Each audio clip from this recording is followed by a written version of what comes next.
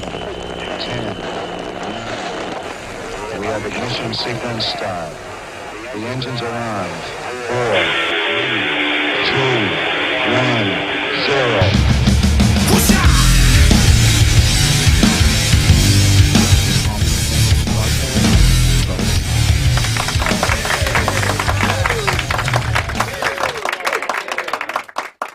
The greatest single cause of atheism in the world today is Christians who acknowledge Jesus with their lips and walk out the door and deny him by their lifestyle. That is what an unbelieving world simply finds unbelievable. Welcome to the Common Senseless podcast. It's common sense in a world that has none. I'm your host, Dustin Depperschmidt. So, for the last few weeks, you've heard me refer to a recent ABC poll that states that 86% of Americans claim to be Christians. 86%. I can't even wrap my head around this, and here's why. Every time I turn on the television, whether it's a news headline saying that, lawmakers are once again trying to remove under God from the Pledge of Allegiance, or maybe it's a cartoon that makes, parents look like idiots. Maybe it's a sitcom that demasculizes men, or even invites a happy gay couple into my living room for 30 minutes. And it's everything. It's music. If I turn on the radio, I'm going to hear songs about sex and money. Or if I go to a movie, obviously I'm probably going to see more sex. It's everywhere, and you can't escape it. 86% of Americans are Christians. I mean, who are they marketing this stuff to? The other 14%? Sadly, no.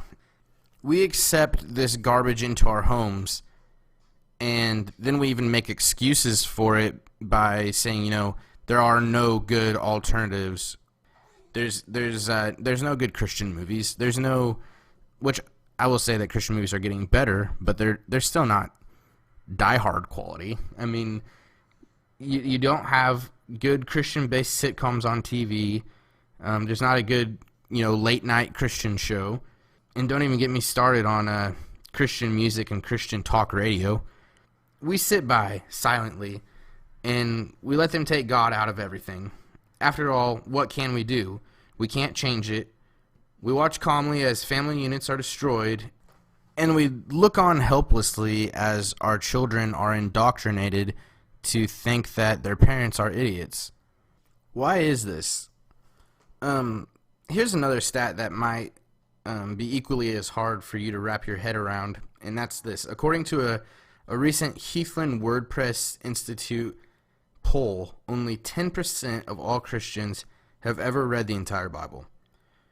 We are a generation of Christians who have no idea what it is we even believe in. The blind are literally leading the blind. 90% of Christians have never read the whole Bible. Yet, if you ask most of them, they've probably found time to read the latest Harry Potter or Twilight book. And that scares me. Have you ever heard the saying that you've got to stand for something or you'll fall for anything? I think that's exactly what we've done. We've fallen for Satan's lie that God is all about love and acceptance.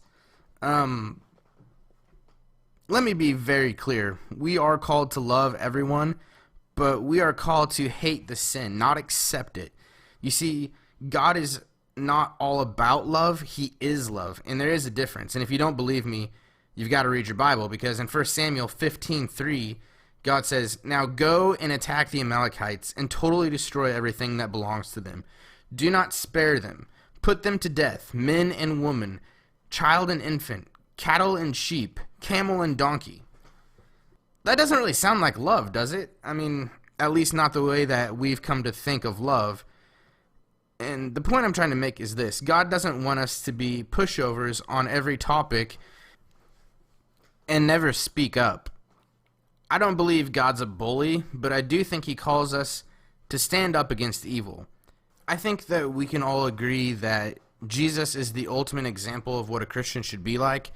And when he saw people doing evil in John 2:13, he goes to the temple and he sees people selling their doves and goats and sheep, and he sees the money changers at the temple, and he grabs a rope, makes a bullwhip, and chases everybody out of the temple and overturns the tables. And when he saw sin, he called it sin, and he did something about it. He didn't just, oh, they're sinning, but who am I to change anything? And I think that's how a lot of Christians are today. I think that we feel like, yeah, I see the sin, but what am I gonna do? It's just there's nothing I can do about it.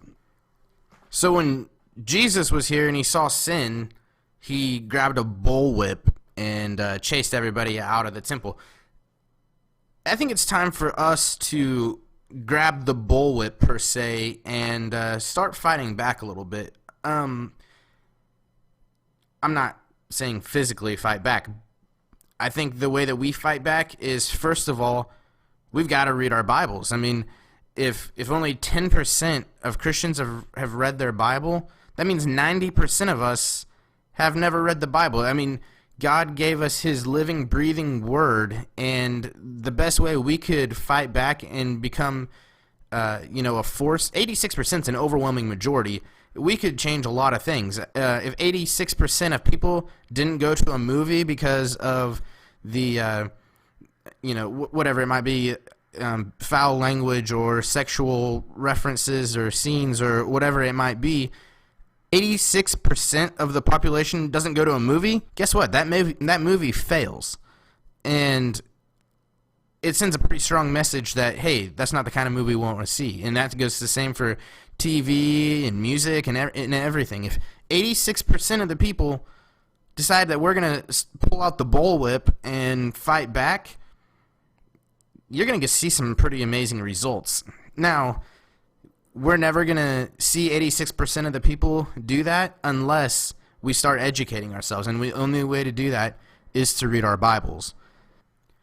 God left us a roadmap, and that is the Bible. And, there's story after story of God fighting for his people when evil is being done. And, and again, I like to go to examples from Jesus because he was the ultimate example of what a Christian should be. But in John 4:1, we find Jesus with the woman at the well. And he boldly goes up to her, and, she's pulling water up from the well, and he says, anyone who drinks this water will be thirsty again.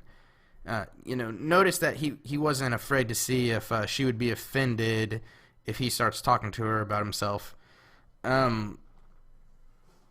He claimed that he had water that if you drank from it, you would never thirst again. And he kind of piqued her interest, and he told her, go get your husband. And she said to him, I don't have a husband. And he said, he pulls her card and he says, you're right, you have 5 husbands. And the guy you're with right now, he's not even your husband.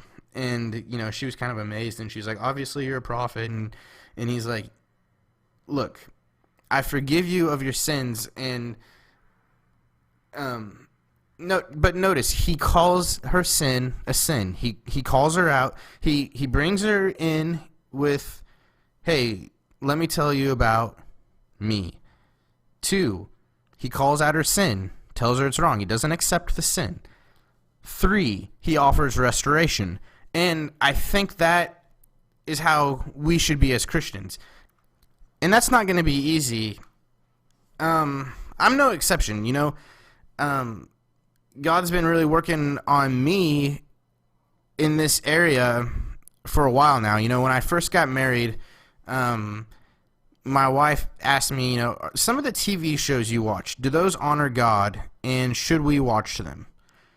And I liked some of the TV shows I watched, but I couldn't tell her that they honored God, and so I don't watch those shows anymore. And you know what? I do still watch some shows, and in preparation for this episode, I've been really struggling with that. There's some of my favorite TV shows, even some of the ones that you wouldn't think were so bad, there's nothing about them that really honors God. And so I've cut, since I got married a year and a half ago, I've cut 90% of the TV shows that I used to watch. I've completely cut them out. And recently I had a friend, and he's in the Christian music scene, and I kind of started thinking about it, and I was like, you know what? Secular music is pretty much trash. And so I've kind of challenged myself to listen to only Christian music. And it was hard for me at first because I'm a big music guy. I like I'm not saying that Christian music's bad. I like a lot of it. It's just I liked a lot of secular music too, and so it was hard for me to kind of cut some of that stuff out. So I understand that what I'm telling you today is not easy to do. It is possible, and it's not going to be fun. So trust me when I say that I'm right there with everybody that's out there today, thinking that, hey, what are we supposed to do? Just throw our TVs away? I've got a 65-inch TV, and trust me, it's not getting thrown away. So I think that what I would like to see is that 86% of Americans, why can't we all just band together and ask for a better TV? Why can't we say, you know what, let's cut the sex scenes out, and let's we're not going to be watching your shows if you've got, foul language, and if you got a cartoon and it portrays parents to be idiots, we're not going to watch it. That is what I want to get through to people. It's not let's just throw the TVs away because we don't like what's on them. Let's try to change what's on them. I think that's a much more logical approach, and I think that it's doable. I think that if truly 86% of Americans, which, iffy, if there's 86% of Americans that are truly Christians, I don't know, but a majority of Christians, a majority of Americans probably are of the Christian faith, and we've got to be less accepting of sin and more willing to crack out the bullwhip. It's time to start a revolution, guys. It's time. It starts with me, and am I gonna watch that episode of House on Monday nights? No. You know what? I'm not going to. And I hope you're behind me. 86% is an overwhelming majority, and we can send a strong message if we so choose. But we have to know what we believe. If you're listening to this today and you're thinking, this is me. I am that static Christian. I don't know what it is that I really believe, and I'm a part of the 90% who has never read my Bible. I watch all the filth, and I try to cover up for it. I know it's not good television. I know it's not great music, and it doesn't have a good message. I know these things, and instead of accepting the sins, let's crack that bullwhip. Let me challenge you. Matthew 7:21 through 23 says, "Not everyone who says to me, 'Lord, Lord,' will enter the kingdom of heaven. Only the one who does the will of my Father in heaven. Many will say to me on that day, 'Lord, Lord, did we not prophesy in your name, and in your name drive out demons and perform many miracles?' Then I will tell them plainly, 'I never knew you.